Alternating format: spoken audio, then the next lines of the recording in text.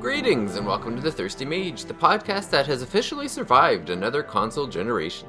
Welcome to the podcast, I'm David Lloyd, and my congratulations to anyone currently enjoying their new Nintendo Switch 2.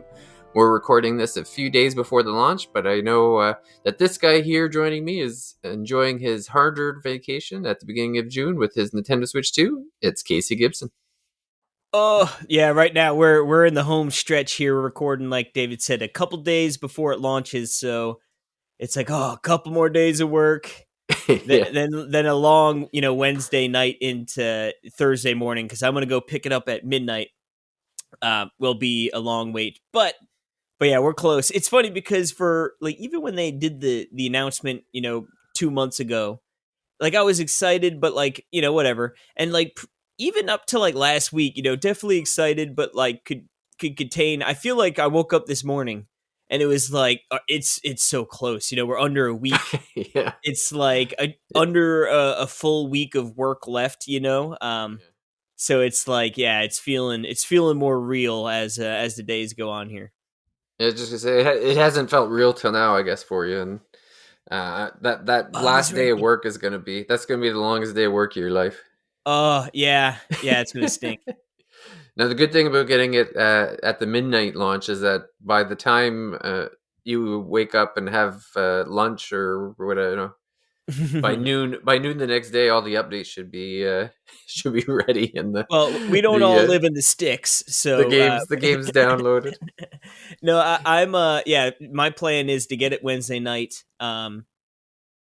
Pretty much do all the updates or whatever it has to be done. Because I figure, right, if you get it at midnight, say realistically, the Best Buy is 15 minutes from me. Say I'm back by 12:45, 1 o'clock. I don't know how quick, they're be distributing them. But I figure it'll be too late to really enjoy it. I feel like anytime I've ever done a midnight launch, it's I begrudgingly play for 45 minutes and I'm I'm just tired. I can't keep my eyes open, So I definitely figure it'd just be get it all prepped up and then drop. Well, you will have to download Mario Kart World, right? Because isn't it? Yeah, it's a digital copy that comes with the in that package or whatever. Yep, yeah. And then I'm still on the fence about Cyberpunk, but it is all on the cart, so that'll be cool if I do pick that up. But yeah, I'm excited. Going to drop off my little guy to my parents Thursday morning, so I will have a full day of just being a degenerate. Now, if I was CD or whatever they're called, CD Projekt Red. Yeah, I would be putting Cyberpunk on sale on the day of launch, so that when people go to the Best Buy to pick it up, they're like, "Oh, it's on 25-30% off launch day price, even down to 60." I think seeing a lot of 70, you see Mario's 80, you see some 70. I feel like even that 60 price tag, I know that always hit nicely, like Elden Ring, right? That was 60 on launch, and it's just it just feels better, Yeah. But there might be some impulse purchasing too. That's what if I was a publisher, that would be my thing. It's there's going to be millions of people going in to pick up their Switches. Obviously a lot of them are probably going to have Mario Kart World, but then a lot of people are going to be okay, I need something else to go with it. And I'd be hitting the sale rack if I was dropping that kind of money. So. Yeah, it's funny because I always remember did you play Fast RMX when the Switch launched?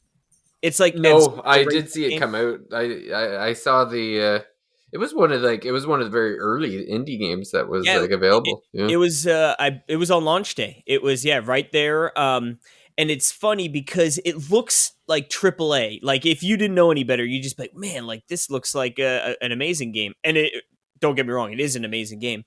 But it was I think $20 download. I was like, they should have just gotten this on a cartridge on a box. And then you could have, even if you doubled the price to 40, say obviously you got to pay for the cartridge or whatever. but even like an amazing F-Zero looking game, and obviously the Switch didn't launch with Mario Kart, so it's like because actually Shinen, I believe it's SHIN apostrophe EN. They make these Shinin? games. Shinin. They make Something like like that. essentially that's what they make, and the new one is called what is the new one? Well, there's a new one coming out, Fast Fusion. That's it, coming out on the Yeah, that's it. Switch. So, and that one looks amazing too. And I think they might have a worse time just because, like Mario Kart, like people not wanting to necessarily play like another racing game. But Yeah. Well, I'm and gonna then pick like it up. the tens of thousands of games in the Switch One catalog. Yeah. Well, this one's Like, $15 at launch here too. So it's like, and if you watch the videos, man, oh, like that's okay. it's like you would never believe like, oh, this is a $15 game. And yeah, so I'm definitely picking it up. But it is funny that they seem to always hit the launch day. They're like, "This is we're taking our swing, gentlemen." Yeah. Somebody at the dev, they know their stuff. They got their finger on the pulse there. I feel like what they're doing is it's like they're like, if we just keep making these F-Zero games, Nintendo's gonna have to pick us up eventually to make Yeah. the next F-Zero game. It's like they're just putting out Yeah. their reel. I just sent you That'd a be. link in the chat if you want to see the graphics, what I'm talking about. Oh yeah. But Well, yeah, it for looks sure incredible. they. That would be amazing if that ended up happening, and then like if that happened, I would say like whoever's in charge over there like deserves an award or something. Like if they managed to do that, like they just played the system like for 10 straight years. Like it's Well, isn't that sort of yeah. what Mercury Stream did with Metroid? I Right? think Like so because they were they making made weren't they making Castlevanias or something right before then, and yeah, they did Castlevanias. They did Space Lords. I never played. They played that one. No, that was actually after Metroid. But yeah, Castlevania. Yeah, playing Metroidvania style games, and then they finally got their whack at Metroid and nailed it. So it would be yeah. interesting. But yeah, we're rambling about the Switch here. Not that that's a bad thing. No, but we'll be rambling more about the Switch in our Patreon episode that's coming up for the Switch launch, for the Switch 2 launch. Like it'll be coming out a few days after that, I guess, or about a week or so. And we will be it's only a few days actually. And yeah, we're gonna reminisce a bit about our Switch One memories, some of the more memorable moments of the Switch One's generation, and yeah, so I guess, before we get into this week's topic, I'll just remind everyone that on the public feed, the Thirsty Mage is bi-weekly now, but we are still recording and dropping episodes on a weekly basis. It's just that every other week it's a Patreon episode. So if you want to subscribe for, we've got a new $1 a month plan on our Patreon now. If you want to get in at a cost-efficient price, you get access to 2 additional episodes per month, and there's also already about 20 episodes there for exclusively for patrons. So you can get in there and get some exclusive episodes now and twice per month going forward. So head on over to our Patreon page, which is patreon.com/thethirstymage, or you can just go to thethirstymage.com and click on the Patreon link. But yes, that's where you need to be if you want to keep getting your weekly Mage content. But yeah, we'll get into the episode for the night, and so we've got a couple of games that we're going to be talking about. If you notice the title of tonight's episode, we've got there's a bit of a sneak preview of what they are. And Casey's going to talk about the game that he picked up this week. It's his final game before the Switch 2 launch. Which he's playing on the Steam Deck, which I didn't even realize was a Steam game. I was under the impression that Fantasy Life was a Nintendo exclusive franchise for some reason. I guess I just kind of always, because of the 3DS game, so I guess I just kind of associate them with Nintendo. And Level 5, like they usually do Yeah, Nintendo stuff yeah. too, right? So yeah, but yeah, Casey picked up Fantasy Life I, The Girl Who Steals Time. So yeah, give us a rundown of how that's going, Casey, because this is a game that's on the radar, but I haven't picked it up yet. Gotcha. Yeah. So I was calling it the Switch 2 waiting room. I had no idea what to play. it was like, do I want to start something big, but then I don't want to run into potentially, not finishing it before, the Switch. And then all of a sudden, right, that falls off and I never get back to it. Then I was like, maybe some smaller games. I thought about playing. Actually, I did, I guess, played like like a half hour of Metroid Prime remastered. So I was like, that'll be good. A good one to cue me up for Prime 4 coming eventually. But yeah, it was just nothing was sticking or grabbing or pulling me in any direction. Except, obviously I knew Fantasy Life was coming out, and it was one of those. I loved Fantasy Life on the 3DS, so I already knew I was going to be interested in this game. But it's funny, right before the launch, like they canceled the Switch physical version. There wasn't a lot of press, so it was like, oh no, like Yeah, did what's they see wrong? the writing on the wall or something? You know what I mean? Like, yeah, is this going to Yeah, be like, because they do have a mobile game. I haven't played it. I don't think it's bad per obviously. se, but yeah, outside of it being a mobile game. But yeah, so I was cautiously optimistic, but I was in the because like, all right, if it reviews well, I'm going to pick it up for sure. Or even if it reviews like, yeah, it's similar to the first Yeah. one. But then I was like, do I get the Switch version? They announced already, like, hey, we're gonna have a Switch 2 update, and the wording was like sounded like it was gonna be paid.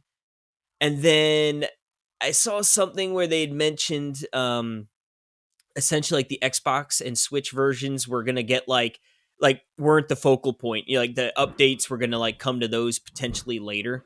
So I'm like, well, do I want to pay more money? Like even if the Switch 2 version's good, and they hadn't announced that it was day one with the launch of the Switch 2 also. So I was, because it would be a good juicy game to play on a new console. Hmm.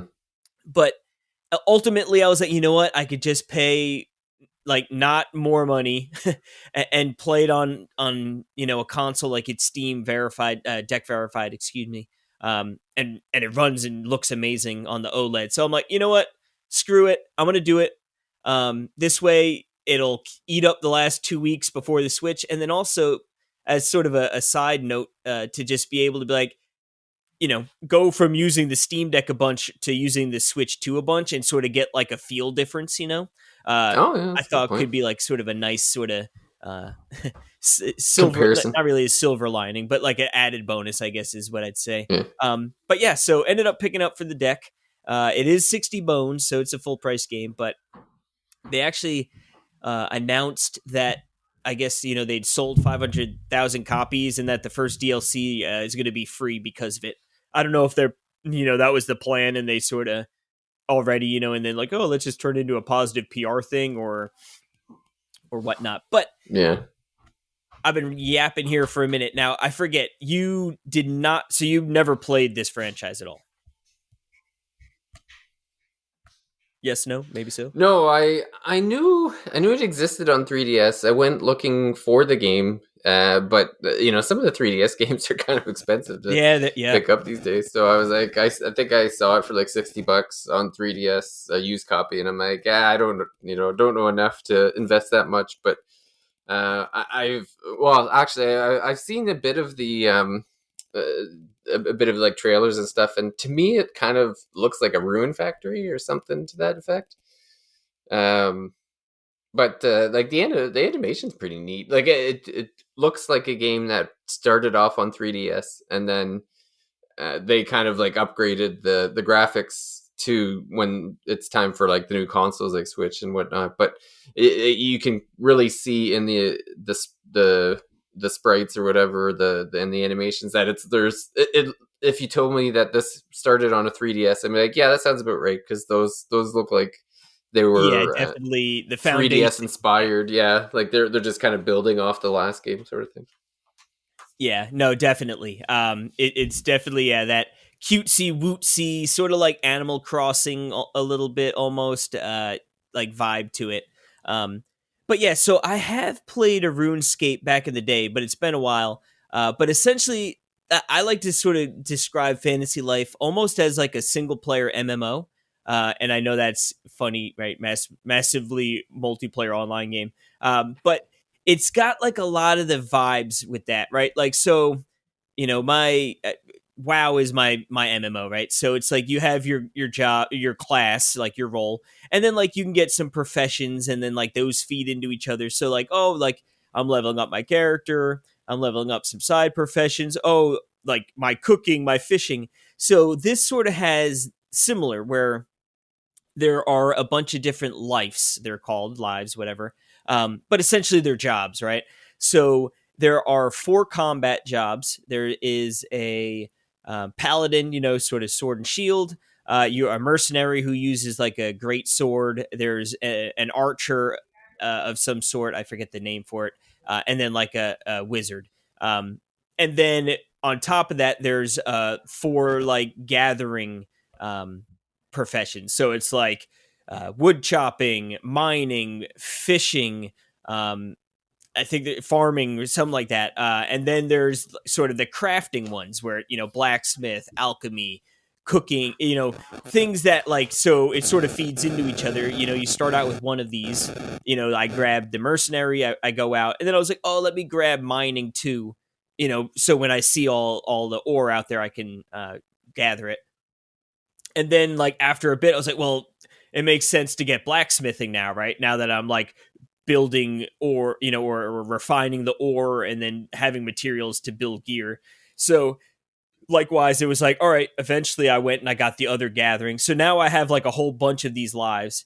And a lot of the time I find myself like going into an area and then being like, oh, I'm running to this point, and then, oh, there's a bunch of trees I could chop down, or I can go fishing, or I can go mining, um, and then like all of a sudden that task that was just sort of like go over here ends up being like an hour later, um, Yeah.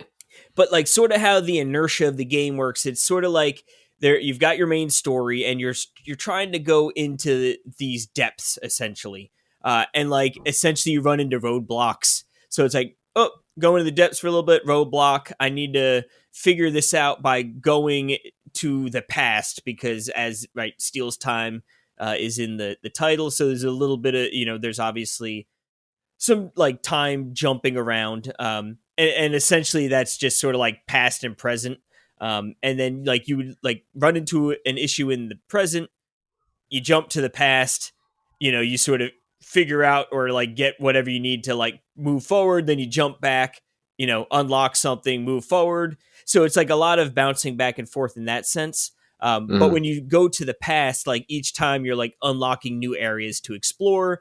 And then again, like that sort of loop of go, ooh, a new area, new things to gather, and new enemies to kill, and things like that.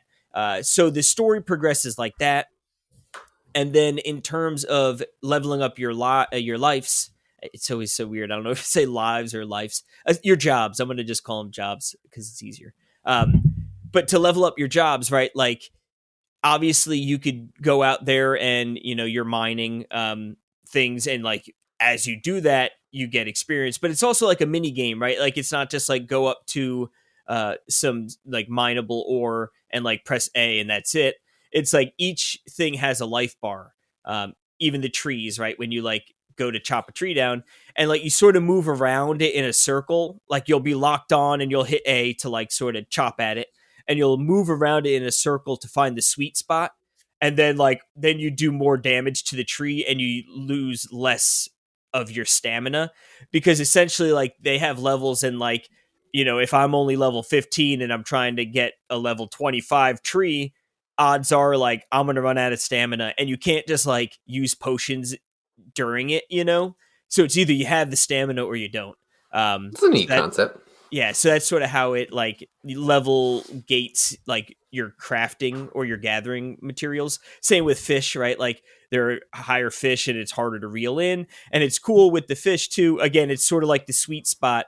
Um, but you do it in a circle, and like, you got to sort of like, oh, okay, this is the direction he's pulling in. Like now I'm not like my line's not going to break. And eventually you run into sort of like higher level, or special, I guess, unique bosses, if you will, a boss tree, but like a big special tree, right? And then like the sweet spot will move around. So it's not like you could just find the one spot and just like, all right, I'll hack at it forever. So it like adds just a little bit of a wrinkle to just even just crafting things. Um, Yeah. but yeah, there's on top of that, right? So yeah, a lot of questing. And then each job, right? You'll have a rank. So you start out as like an apprentice, then a fledgling, then like a novice, and you work your way up. And by doing this, is each job has essentially like they're like baked in quests, but essentially like a list of things, right? Like let's say I'm a novice um, uh, mercenary, right, for the combat job, and like I'll look at the list, like the bullet lists, and there would be a bunch of things I could do to get like experience towards boosting my rank. So for instance, like with the combat ones, it'll be like, kill this special enemy, and like he might only show up at night, so you got to wait until they come out, boom boom, then you'll go back to your guild and like report your, hey, I've completed this, and you'll get experience. And then like as you rank up, you like unlock new things, right? So for the different gathering, right, or like blacksmithing, like now instead of just iron, I can make silver ore. I can use like better weapons for mercenary. And then on top of that, right, like each class has their own skill tree. So as you're leveling up, you're getting these, you can distribute your skill points on like a little board, and it like branches out in four directions. And like some of them are just like, hey, +5 to mining, and also like you'll just be more efficient, right? Then there's like, Yeah. oh, you can crit, or like you can unlock abilities. And obviously the combat tree has more abilities to unlock, but there are abilities like, like holding down and doing like a super chop on the tree, and then if like you finish the tree off with the super chop, it's an excellent, and you get like a little extra lumber, you know what I mean? So there's a lot to it, but it all sort of like seamlessly, like once you get into the loop of it, like each job, the loop is similar, but like there's different tasks to do. um I was talking about chopping the tree, how like to have like, a little mini game almost of like finding sweet spot. When you're doing like cooking, or when you're blacksmithing, it's sort of like, oh, all right, now I'm at like a station with like water to cool the ore, heat, and like a hammer, and I have a selection, right, where it's just moving left or right, and like they'll give me an order like hammer, water, you know what I mean? And then you got to do that quick and like without messing up to get a higher quality item, if that makes sense. Yeah. So I haven't unlocked all the jobs yet, but essentially there's a lot to do. And it's fun because a lot, at least for me, is like there is a story, and a lot of people have sort of been saying it's sort of like a better um version of the original, like an enhanced version, right? Like there's more story to it, like there's more jobs, like just more polished. And like I agree with that. And to me, like what's most satisfying, like, the story's fine, like the writing's cute. I like that stuff too. But like it's just nice to sort of like beef up your character. You know what I mean? Like, Yeah. oh, like not only like am I like high level, in my combat skills, but like, yeah, I could blacksmith and be carpentry, and like, and that sort of furthermore leads into like the Animal Crossing aspect of this game. Which I have not really messed with a lot. But essentially, right. So the past is sort of where like a lot of the job, like leveling up and stuff is. And then the present has the depths, which you're sort of exploring, and then your base. And your base is essentially an Animal Crossing village.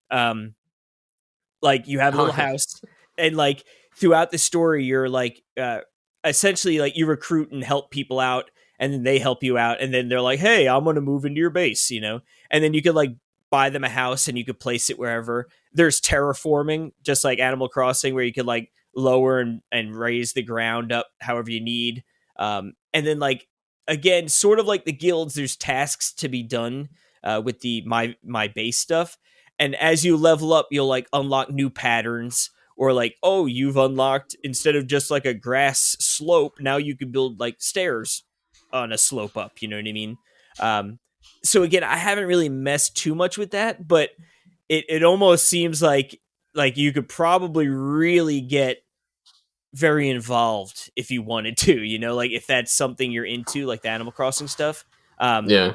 and not even just your house, right? Like you can expand your house and make it bigger and decorate it, and like you unlock new patterns. Like you could change how the outside looks, but you could also put items throughout the village itself. So definitely very Animal Crossing-y.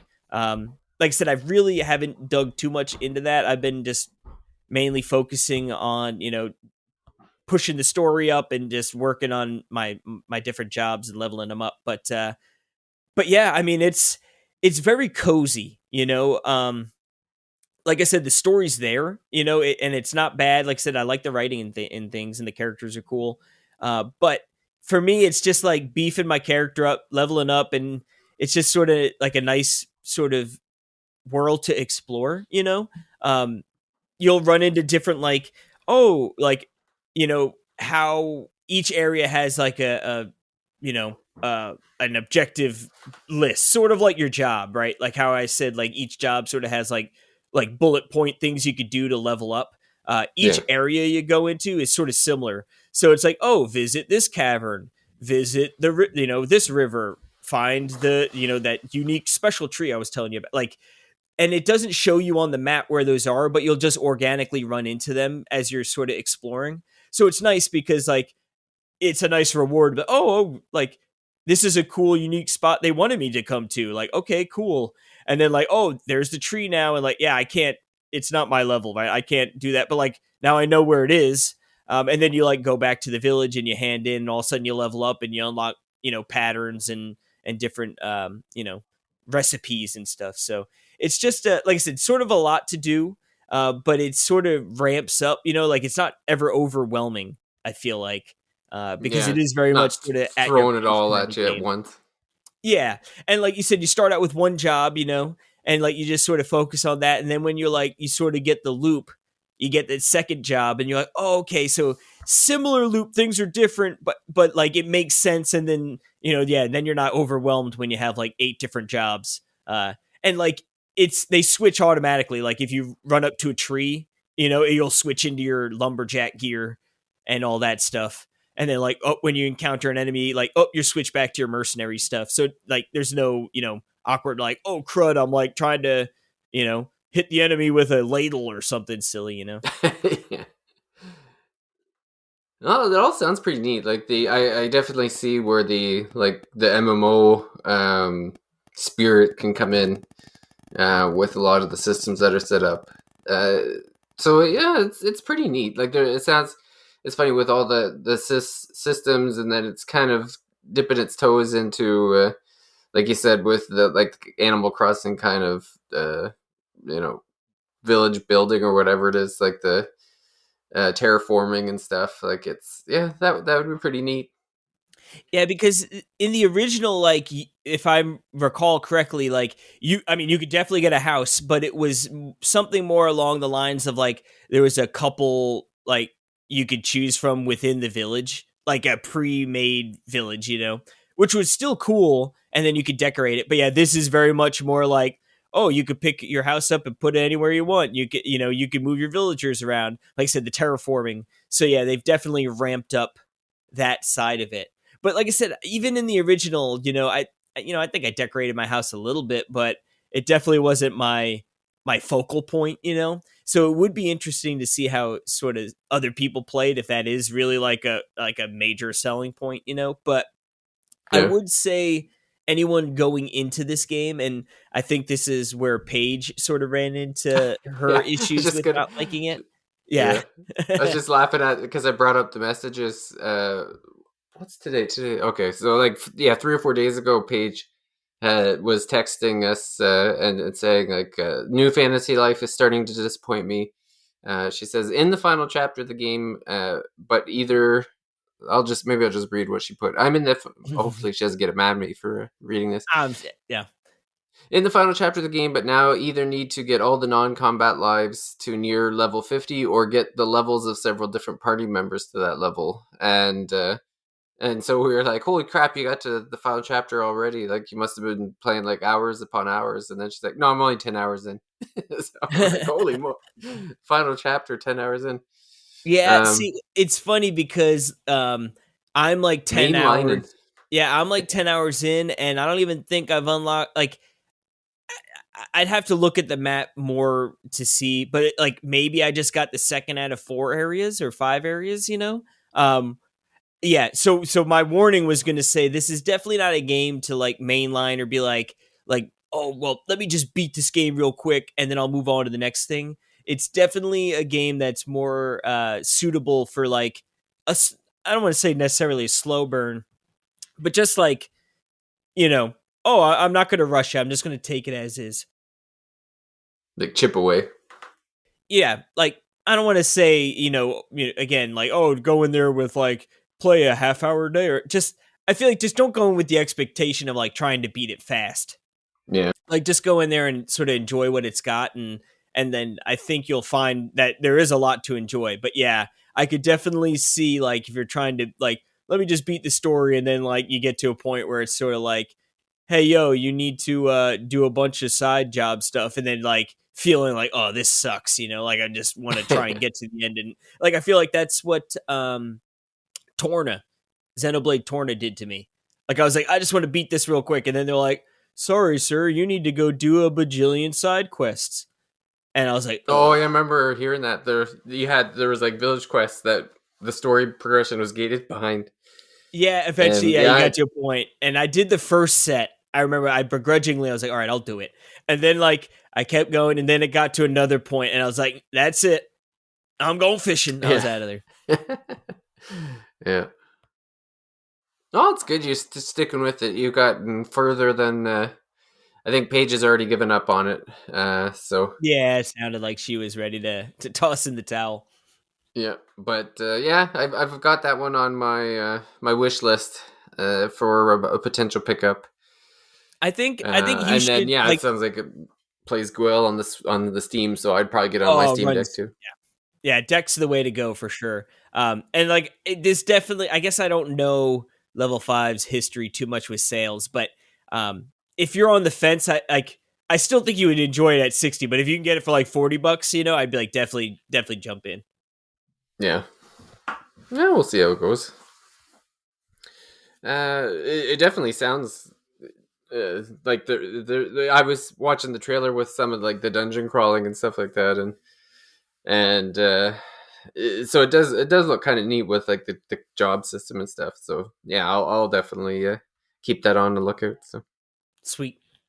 I guess the other game that we'll talk about today is the so we've got some Fire Emblem content coming this year for sure, and I think we've dabbled in it a bit. But the game that I just recently finished, which is my fifth Fire Emblem this year, since February, I guess fifth one since February.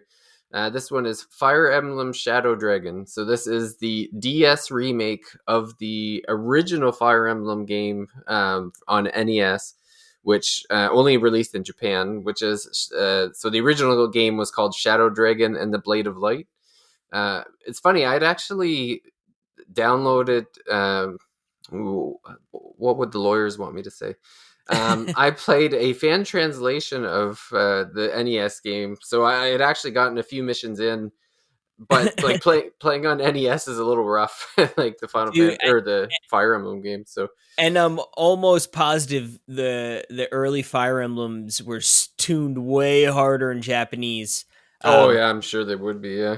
Because I was a huge Fire Emblem fan, so I played the first one to release on Game Boy Advance, right? Just dubbed Fire Emblem here. It's the seventh. But I remember like I was way back there. I imported a copy of 6 and I like printed out like a fan translation on like GameFAQs. Uh, Oh, yeah. I heard that and one was dude, tough too. oh, I got smoked, dude. Like I remember Yeah. like I was like this is like obviously it's pretty hard to like trying to decipher just like how to play it, not really knowing Japanese at all. But like I just remember like this game is brutal, dude. Like I don't think I beat like 3 missions. I got waxed. Yeah. Well, and it's funny too. I'm looking at the release timeline, and all the games that I heard are like stupid hard, or all the like the first ones that were made. That's like the first 5 games, and they're all like crazy hard, like the original versions anyway. But yeah, like so this Shadow Dragon, this was in 2008. This was the DS remake of the original Shadow Dragon of the Blade of Light. Definitely skewed way down. I didn't find it too hard. I played This is the one with Marth, right? yes, yeah. So this is Marth, and basically like Marth. So the story of this one is that, and it's what's fun. They actually add a prologue to this one that wasn't in the original, and so Marth kind of gets tossed out of his country, like the neighboring country that's supposed to be his friends. They killed his dad and stole the Falchion. I hope I pronounced that properly. Sword, and his sister, Marth's sister, she's sticking around because someone's kind of got to be there to.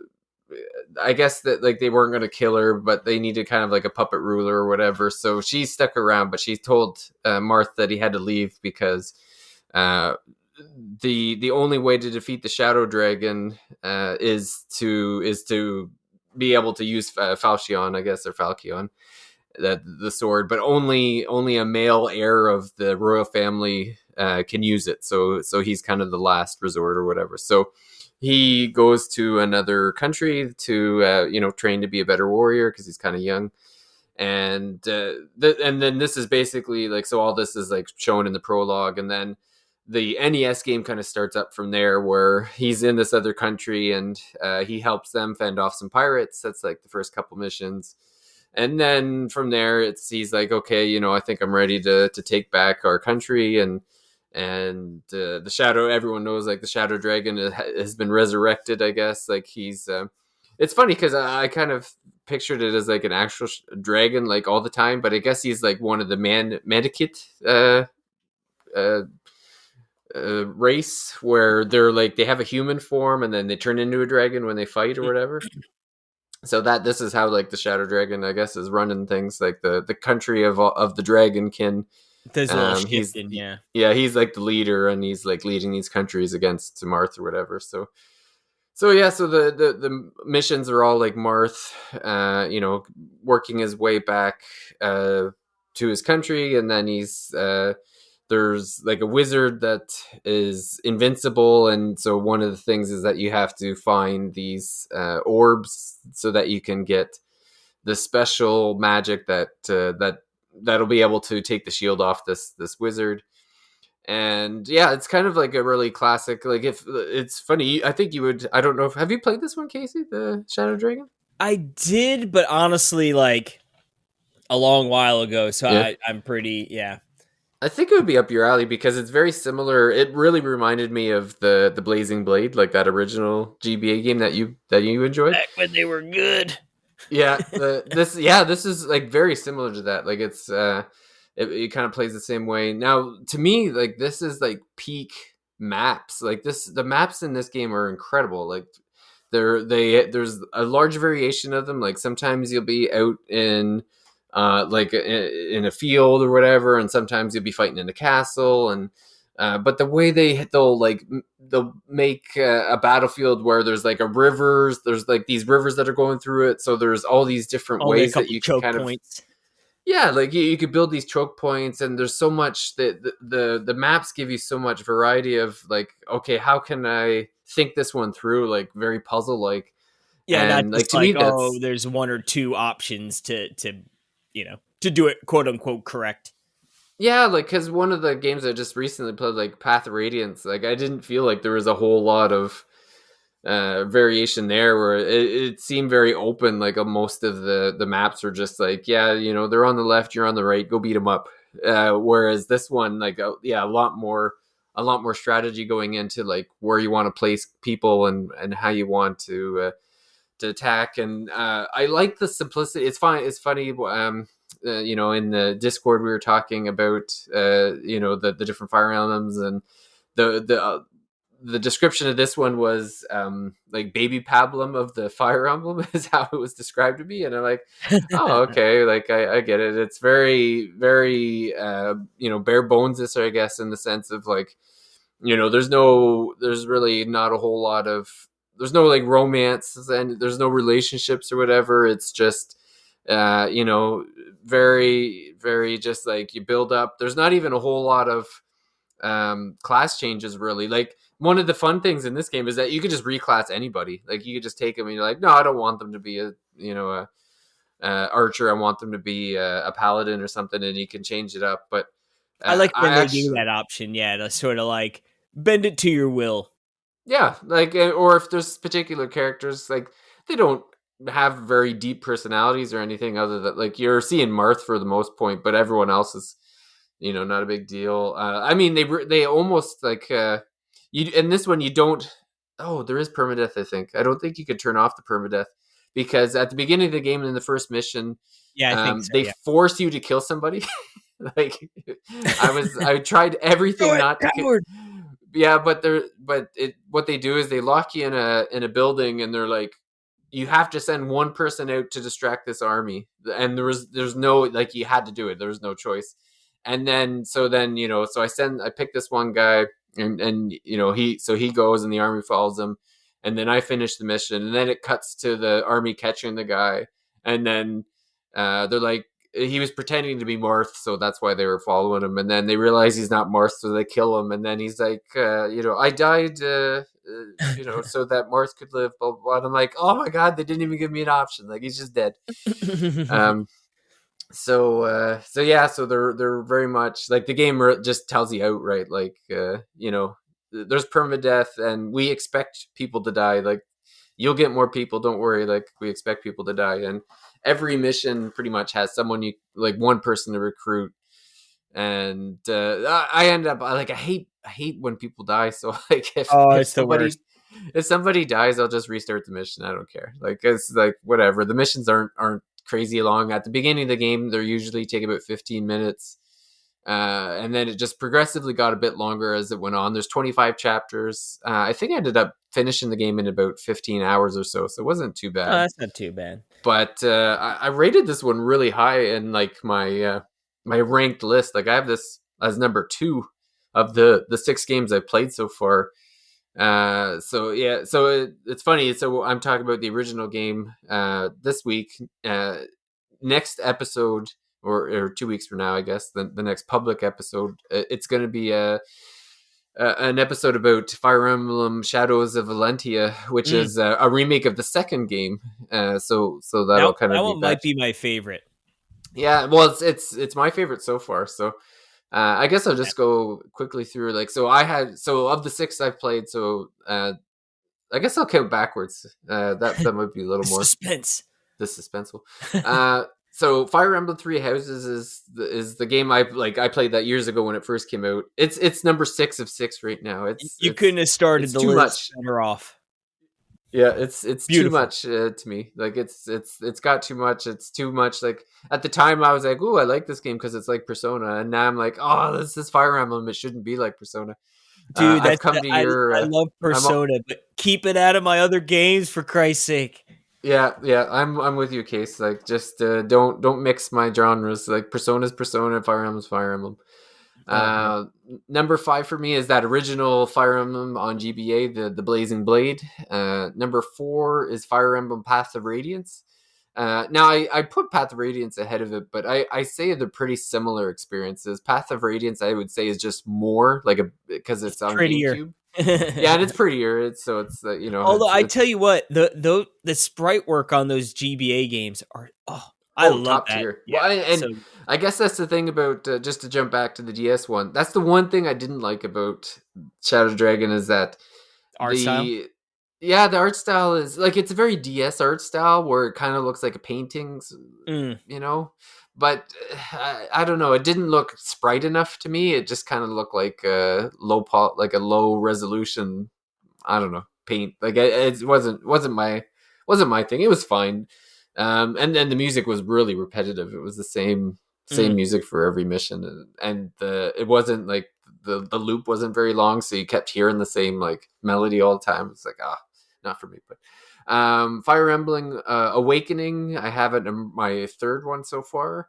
I enjoyed it. The only thing is like there's so much going on in that game where now that I've played like a lot of the earlier Fire Emblems, I'm almost like you know Retroactively. yeah, I guess it's kind of just like no filler. I'm a no filler Fire Emblem fan, I guess. Like I don't need that extra Yeah, it relationship doesn't stuff. need the padding. Like the gameplay and like what the base game is good enough. They do it Yeah. really well. Like, Well, yeah, and that's the thing is like right now I'm playing what is it? Fire Emblem Birthright. And there's all this extra crap, but I'm like, I don't need all this extra crap. Like, why we go into an astral plane where there's oh like a yeah, base building mechanic? Like, I don't need this. Just get me to the mission. I know. Like this, I really do think Awakening sort of like added like an extra layer, and it boomed. So yeah. I feel like they were like, this is why we got to continue to add the Well, crap. the worst part of it is that Awakening and Three Houses are the two highest selling Fire Emblem games, and Ugh, they're like they're the ones where it's just like, does it need I to be like hate it. this? Yeah. Fire Emblem Shadow Dragon number 2, and yeah, Shadows of Valentia is still my favorite so far. Like Valentia was just kind of that perfect mix of let's take a classic Fire Emblem, all meat and potatoes, no fluff, no crap, and but puts it in like does a really good modern take of it.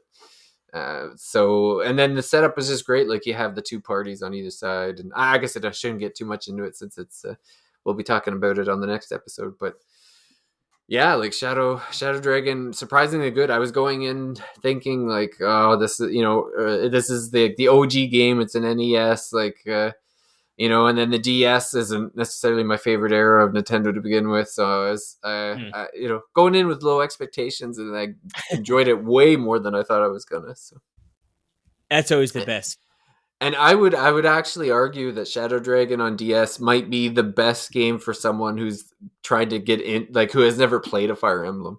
Because to me, it's like it's as bare bones as it probably like it's a nice bare bone like here's the essence of Fire Emblem. It lets you learn how it works with the strategies, like it's not overly cumbersome. Like there's not all these like pair up and like it's I guess you could do that stuff, but it's just not like it doesn't have all the extra systems and mechanics that you find like It on an doesn't have the extra Awakening or crap. no, yeah, it's just like solid, great maps, and then and I mean, Shadow Dragon might not be the best one, but it seems like a very good like nice gameplay, like 12, 14 hours, get in there, enjoy yourself, and see if it's for you, and then from there you can kind of like you said, if you want to play something with that extra fluff on there, like an Awakening, you could move on to that. Or if you wanted to kind of stick with it, you go with the GBA games or Path of Radiance. So yeah, we'll Mm. see. Like Yep. so I was looking up. So I guess like three houses sold like 4 million copies, but Engage only sold like 2 million, and I'm like, oh no. Yeah, we're doomed.